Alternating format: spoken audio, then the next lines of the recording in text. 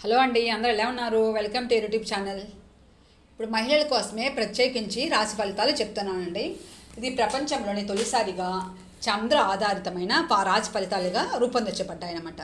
ఇది మీ వ్యక్తిగత జీవితంలో భావోద్వేగం, అంతఃప్రజ్ఞ, ఆధ్యాత్మిక అభివృద్ధికి మార్గదర్శకంగా ఉంటాయి.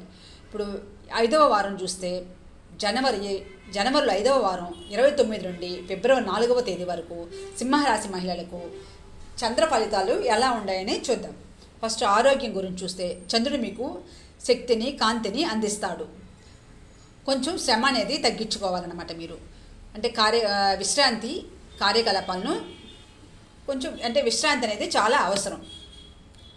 డబ్బు, ఆర్థిక స్థితి మంచిది, లాభ అవకాశాలు బాగానే ఉంటాయి. కానీ కొంచెం ఖర్చులు అనేది తగ్గించుకోవాలి. వాటిలో కొంచెం జాగ్రత్తగా అనేది ఉండాలన్నమాట. ఈ సమయంలో మీరు కుటుంబం గురించి చెప్పాలంటే కుటుంబంలో మీరు కేంద్రంగా ఉంటారు. ప్రేమ, మార్గదర్శకం, బంధాలు అనేవి బలపరుస్తాయన్నమాట. స్నేహితులతో మీరు చాలా సంతోషంగా ఉంటారు.